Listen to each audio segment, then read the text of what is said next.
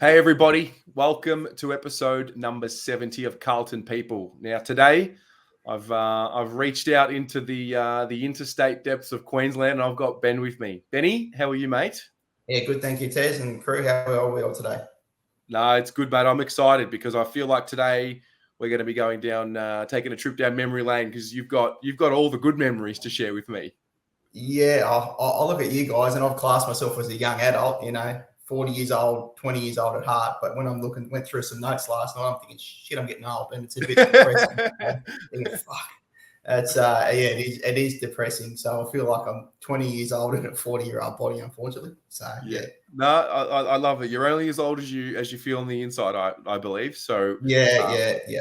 I can relate to that. Well, let's begin. Why don't you let us know, like, where does your Carlton world begin, and then how did you become a supporter? Well, yeah. So I suppose it all started through my dad back when I was born. I suppose I was brought up. He wasn't footy mad, but he where he came from was a Carlton legend by the name of Bob Chitty. I don't know if that rings any bells. And if you go back through the Carlton archives, I think this is in the 50s, 60s. I think he was famous in the 45 brawl against South Melbourne.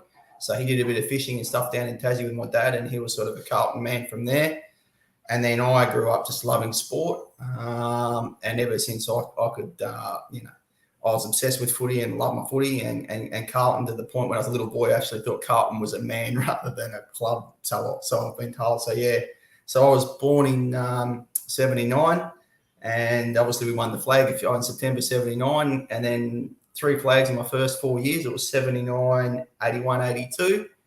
And then we had the Percy years, which if you ever read the book Percy Jones, 1980 was the one that got away. So that's a little bit of a start, but I can't. My memories from there are pretty ordinary. So yeah. Well, how far back do you go for your first memory? Where does it kick in? Yeah, so that's good. So I can't. I remember watching the footy. So this is back in the very early in the 80s, and one of my first memories of footy was actually around the 84-85 time, which was the Hawthorn Essendon grand finals. So in terms of footy back there, but one of my first memories is my notes go. It'd be about the 1985 elimination final versus North Melbourne.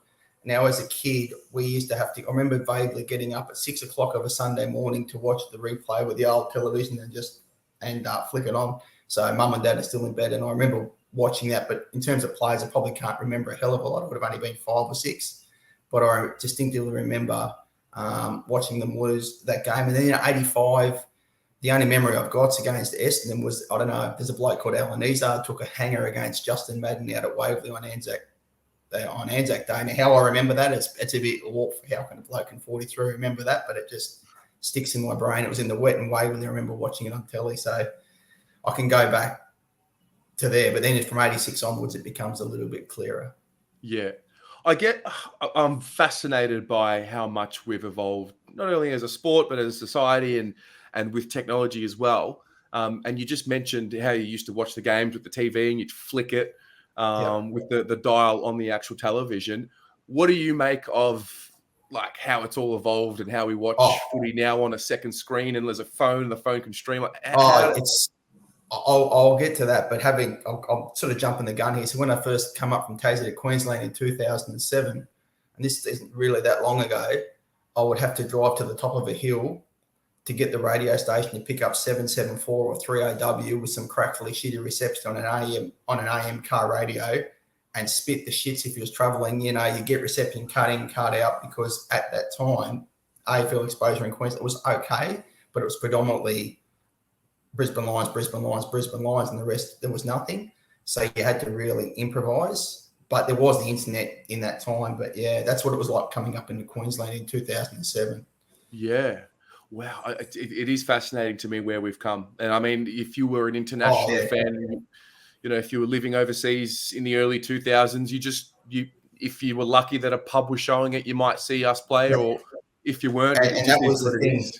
You have to, if you wanted to watch a game, because we didn't have Foxtel, so at that time we didn't have KO or anything like that, so you'd go down the pub and watch a Carlton game, or say to the wife, hey, I think we should go to the RSL for dinner tonight of a Saturday night, and Carlton and Essendon happen to be playing, and then you'd piss the locals off saying, can you just turn the rugby off and put the Carlton game on? So that's what it was like when I first came to Queensland in 2007. Yeah. Yeah. Okay. Well, I'm gonna go back now because I want to dig more into your brain, and I guess from my point of view, the identity of the club, or what I think the identity of the club is really based off these principles and these stories that I've been told about the past and the greatness and the 16 premierships and the history. So I guess my question is, what is the identity of the Carlton Football Club to you? What do you know it as, and what did you see growing up that matched with what it is? Yeah, it's a good question. As I'll go through in a second, there's two parts. There's like the 80s and 90s. We Carlton, we win, and you may not win the flag, but I see even back then we had a habit of winning the difficult games and then dropping the odd stinker. But it was like hang shit on your mates because I go for Carlton and your mates you're an arrogant Carlton prick. To now, that's like the amount of shit you cop as a Carlton supporter. I suppose you have to have a sense of humour and not take it too serious. There are other worse problems in the world. From about 2002 onwards, we've just been thereabouts. There was a glimmer, which I'll get to in about the 2010, 11, 9, 10, 11 period, which I'll go through shortly, which I saw, which there was maybe a bit of a missed window. But in the 80s and 90s, it was just every year, finals, grand finals, you'd almost book it in to, the next, there's distinctively two chapters. And now the identity is a bit of a lost cause, which, sort of jumping the gun a little bit. Now I think we've relied being too much. We are Carlton, we'll be successful, relying on the name and the brand without doing anything about it and adapting to modern. We're always jumping at shadows. What was the best Carlton team you ever watched? Well, I'm going to go for a trip down memory lane. This is going to sound really, really weird. Obviously, 95 stood out for obvious reasons. There was a year, and it's more based around one bloke. I think people look at Essendon in the 2000 year. We got on a patch there. I've never seen him run so hot. It was based around Cougar, and I know there's never eyeing team, but around that, it was just, you get on the net and you just watch the replays, games against North Melbourne, Sydney. It was just Cougar. He was just destroying us. He was ahead of his time. And I actually went to Melbourne from Tassie to watch the game under lights against Essendon in 2000 in front of about 95,000. And that was the night Cougar hurt his knee. And I honestly believe that was a premiership that was a little bit, I've jumped the gun here. I honestly believe that period was the hottest I've seen Carlton play. For that, it was a bit stretch. Out of all the teams you saw, all the great teams you saw, you thought I saw some teams, and maybe I'm putting too much. I suppose you have that idolisation of one bloke, but what sticks in my mind was that period of Cooter and how he carried that team through that period. They were hot. They won 12 straight. Wow. And I suppose in terms of excitement, I suppose I was a little bit older. I was about 20. It was just Cooter's dominating. Princess Park was full. It was like, this is compulsory watching it. I suppose in cricket terms, it's like Maxwell running red hot for 13 weeks. Yeah. You just watch it. And I know you shouldn't base it around one individual, and it goes against everything that I do. But as a Carlton supporter, those 13 weeks, and then I think we lost to the Bulldogs in a bit of an upset, and I think Essendon lost the week before. Then we played in that big game, but there was that period where I thought, wow. But again, it was based around this. It's a bit like North Melbourne and Carey. It was just based around that one bloke, but what he was doing was ahead of his time. Very rarely do you get a player that can actually have that impact. So when they do come around, obviously you don't want to be relying on one player to win your game, but sometimes they come around and they're that good. Yeah, so I suppose I had a bit of a Pommy crush on, like Pommy's crush on Charlie now. It's a bit like me and Cooter. I actually, as a kid, I wore 43 by coincidence, and from that day on, even playing senior footy, I just stuck with 43. So okay. So, but anyway, I can go back to a little bit through the 80s if you like. Well, I just basically want to get from you about like what did the best teams that we have ever had that you saw? What did they have as an identity? Oh, it was just Carlton success, winning.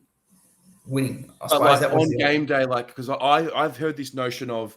You just knew that you'd go and show up and you expected to win. But what was it about them on game day? Like, was it when clutch moments came, they just happened to find a way to win the 50-50? It was just, and I suppose it can stand back. I'm just going through memory lane. I put one of my ones in '87 that I can remember. This is an example. I suppose Sticks Kernahan led that culture. I suppose he was the driver in that era that I grew up in. That he was the man, the leader. You've only got to see him on the piss after winning the '87 grand final, legendary stuff. But if you look at that '87 season, I think it was the last game against North Melbourne. It's just as an example how his leadership. He takes the grab, kicks the goal, top of the ladder.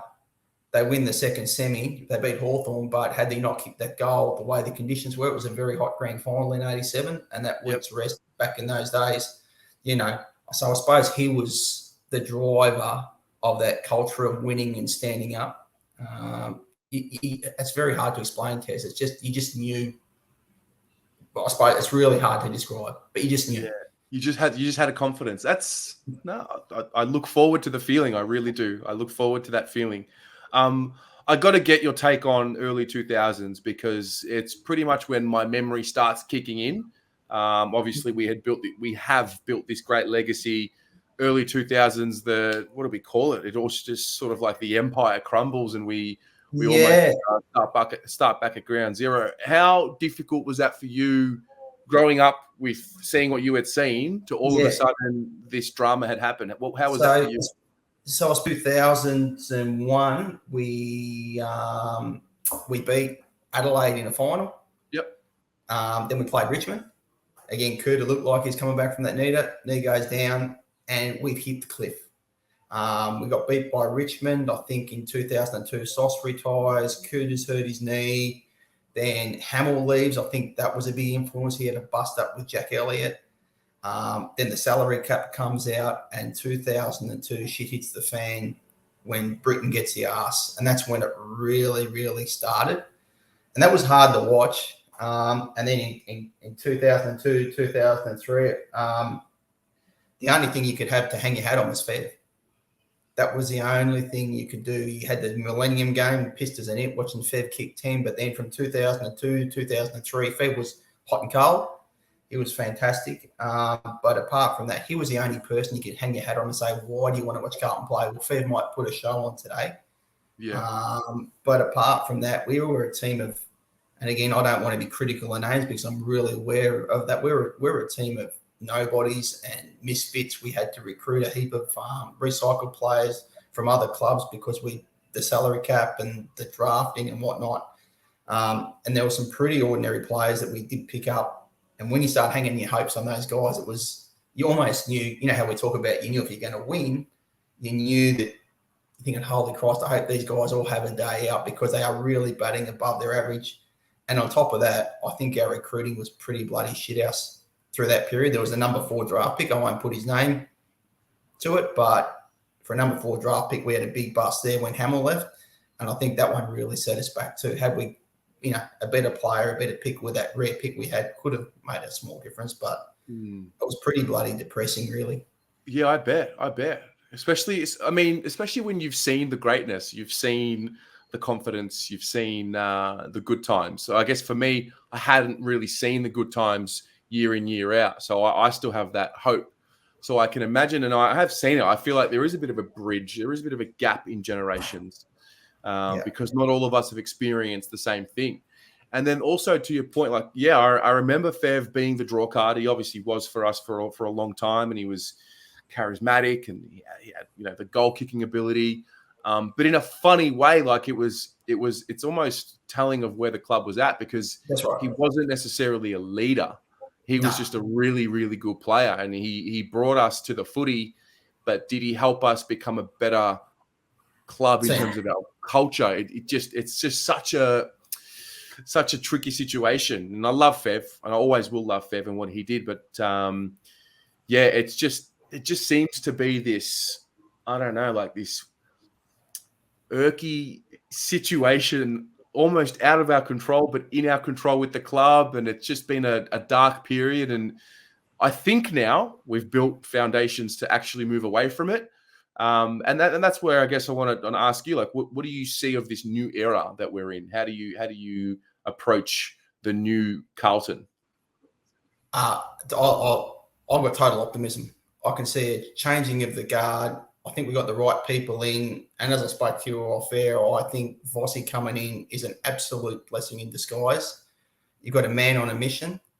And I think he's going to bring in fresh ideas. Now, I'm not going to make excuses for the club, but I think we've been really smashed by injury. There's no doubt about that. But then with the culture of the client that we got, maybe these guys that think they're working hard and doing the right things in their brains and through the culture they've had, they think, yeah, we're working hard, we're doing everything right, and why is bad luck going against us? But with a fresh set of eyes coming in, they may realise what you perceive to be doing the right thing is other clubs are doing it better. So without realising it, we may have been taking some shortcuts in our rehab, our preparation, without even realising it, but we're thinking in our brains that we're doing the right thing.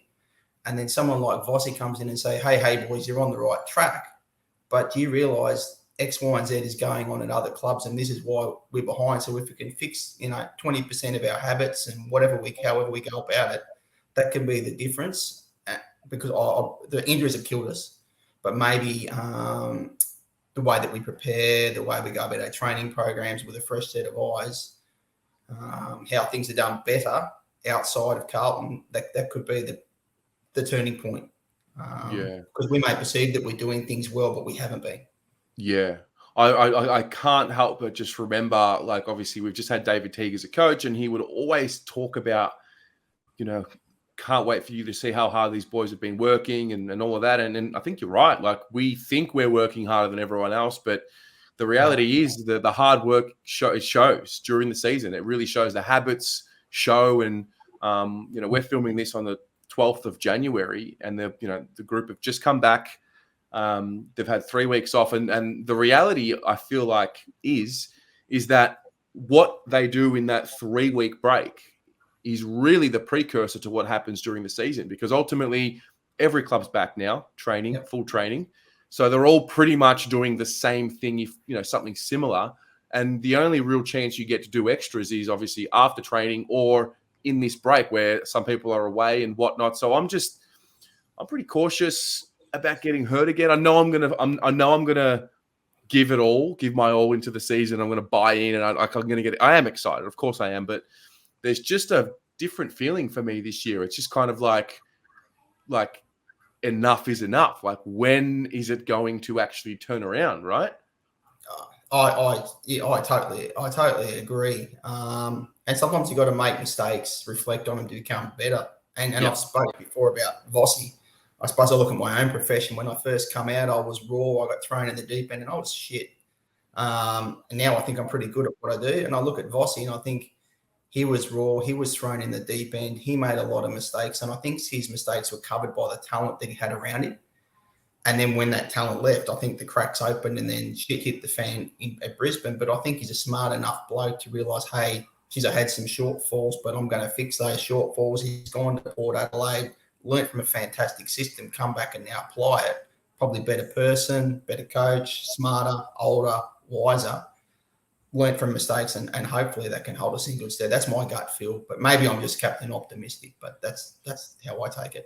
No, I'm with you as well. I mean, I think as an Australian or AFL world society where for whatever reason we seem to be a little bit immature when it comes to having coaches do a second stint.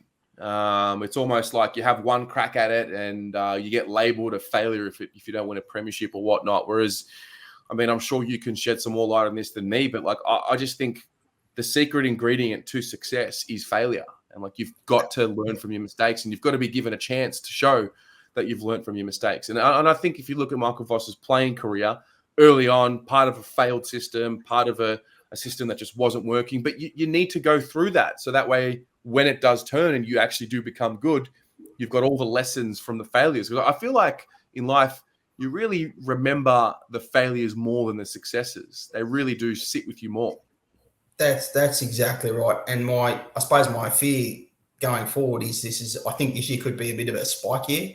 And I just hope it's not ingrained with the culture of our club that we have a spike year, i.e. like Melbourne in 2019, that we spike, we've done the work, look at us, everyone's patting us on the back, look at, and then we go downwards after a 1 year spike through that attitude. It's just got to stay consistent and level-headed. that's my biggest fear. I think this year will be okay. My gut feel is, and again, just looking at the history of the group, and I could be wrong, that we may drink a bit too much of our own bathwater, and then, we've done the work, we've made a semi, we make a prelim, and then the year after we don't need to do that work, and then it bites them in the backside again. I could be totally wrong. I think that's the biggest challenge moving forward. I couldn't agree. I mean, this group haven't won 3 games in a row. So once that happens, we've got to try and figure out a way to keep them level-headed. I'm with you for sure. There's so many different sort of little milestones along the way that we've still got to tick off. Winning 3 in a row, winning 5 in a row. Like, we've got to be able to do that without losing our heads and like you said, drinking our own bathwater. What do you make of the leadership group, or just the leadership of the group in general? What do you make of it, and where does it need to go? I think it's been a little bit lacking, this is from afar. I think Cripps has tried to take too much on, and as a leader, when you take too much on, instead of doing the basics well, you take too much on, and instead of doing everything right, you're trying to do too much, and everything you do is not to the best it could be. So then trying to take too much on, it just sort of has a snowballing effect. It's like when you see a coach get sacked. They say work smarter, not harder. So he would, again, from observation, taking on, I'll do this and that, and carry this and that. And he has had to carry a hell of a lot, along with Doc's illness and injuries. And I think that's been really detrimental in terms of leadership. So I think we need to probably narrow the focus down and do what we do well, rather than try and do too much in terms of leadership and then delegate those roles. So if Sam Walters, for example, is appointed to a leadership role, give him a pocket and say, do this and do it well, rather than give him too much and throw the poor kid under a bus and say, you have to do too much, but do what you do well. That's probably what I can see in terms of leadership. Yeah. I'm going to ask you this question I ask everyone before I finish up. Based on what you've seen the great teams, you've seen what it takes to have a good Carlton team and the makeup, and based on the journey that this group's on, I need to know what year you think this group will lift that next cup up for us. That's a really, really tough one. The optimism in me says next year. I would love to give it to the Carlton haters.